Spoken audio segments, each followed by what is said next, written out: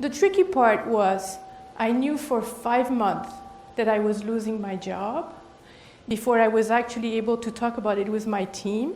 So I actually lied to a team that I really respected and worked with very closely for 5 months.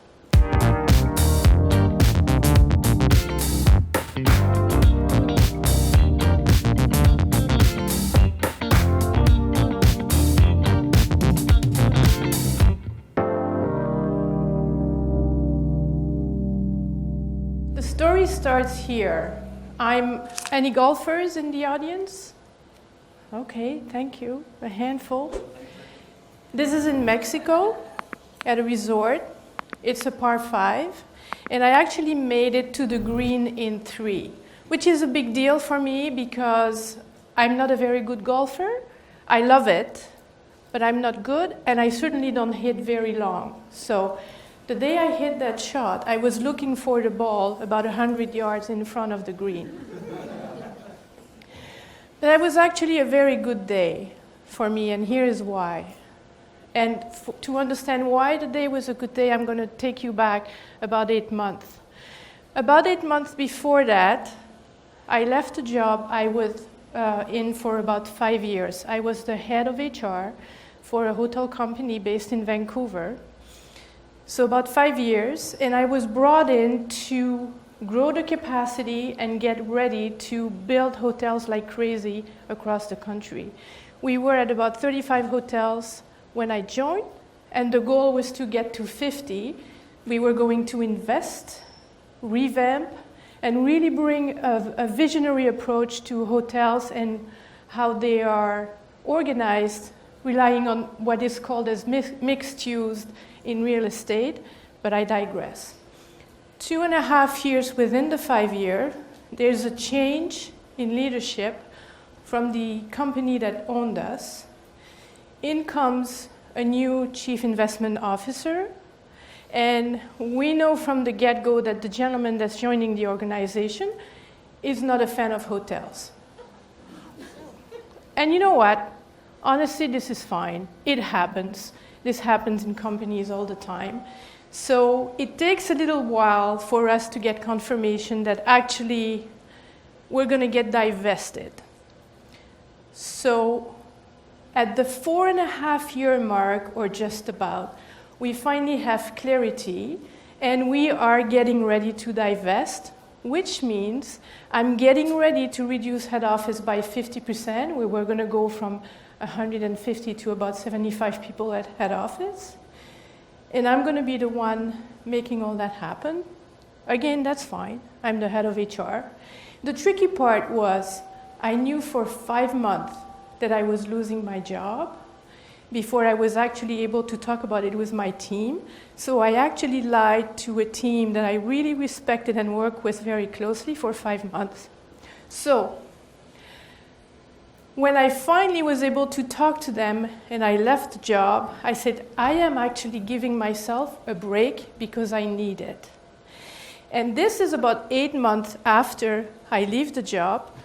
First day after I left, I actually went to Vegas with 2 hooligans here in the audience. I'm clear about what I'm going to do. So I'm in Mexico by myself. I'm enjoying a great vacation. And you know what? I'm hanging out my shingle. I'm clear. I'm pretty sure I have a client 3 days a week.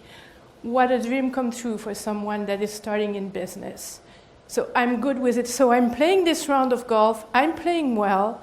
I'm getting on the green in 3. And I'm actually thinking about what I'm going to do, who my clients are, and why it's a big deal to me. So life is really good.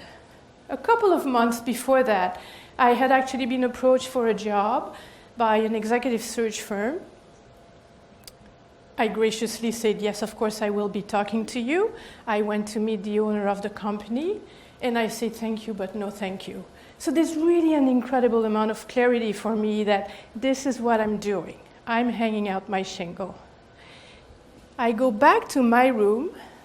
There's an email from the owner of the company I interviewed with a couple of months ago, a very heartfelt, compelling email.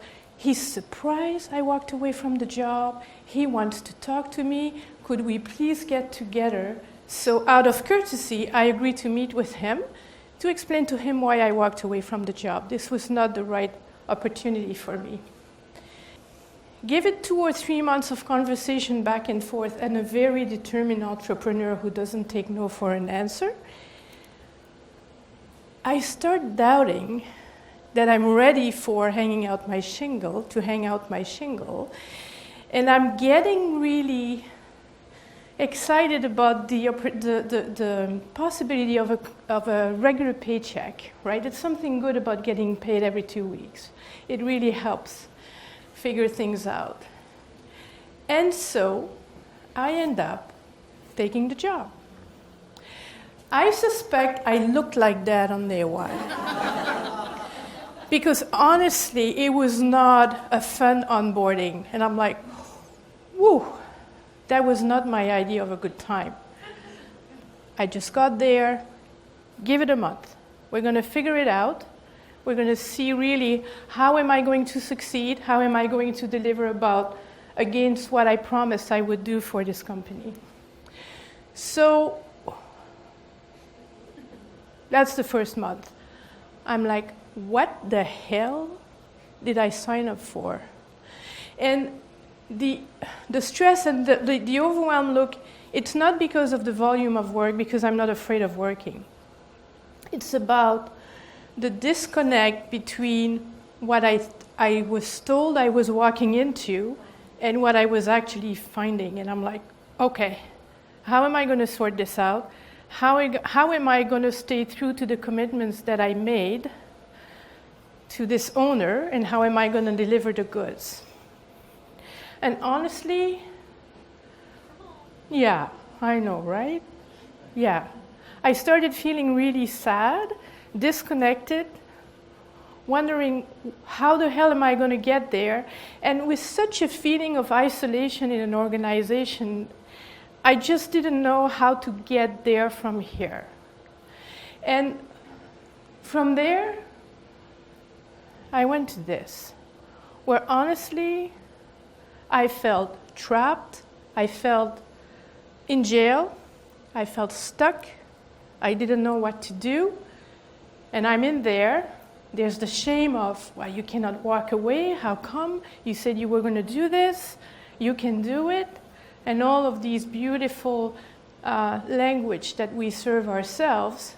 And at the same time, this is when I realized, you know what? When I took that job, I fucked up. That was not the right job, and I didn't stay true to myself. I had so much clarity, I didn't stay true to myself. So the opportunity to get out came, I was almost there for 3 years. You gotta give me an A+ for patience, or for being a sucker, I don't know which one, yeah. But there was finally a conversation with the owner, who was my boss, and we were able to agree to disagree. And I got out of there, and I thought, okay, that's nice. But actually, the feeling that you live with when you leave a place that has made you feel like shit for as long as that job did, the prospect of opportunities and where you can go from here is really overwhelming. And I gave myself a break. I thought, okay, let's take a deep breath. Let's get back on our feet, and let's figure out where we're going next. And I went back to the day on that green, the par 5. Did I say that I hit the green in 3? Did you get that? Okay, well, just want to make sure you got it. And I thought it was so clear. And I revisited, what is it that day made me feel so good? And this quote came up. Like the cave you fear to enter holds the treasure you seek. And I realized I need to hang out my shingle. And I let fear prevent me from doing so. So I stand in front of you today with a lot of butterfly in my stomach, and I did hang out my shingle. I did. I just pushed out my website, and that's absolutely scary. And I hang on to these words. It's all right to have butterflies in your stomach. Just get them to fly information. Thank you very much. Have you ever failed in a project, career, or business? Whether you have or not, you can become a Fuckup Nights organizer in your city, company, or university. Learn how at fuckupnights.com. Join the movement. Fuck up the system.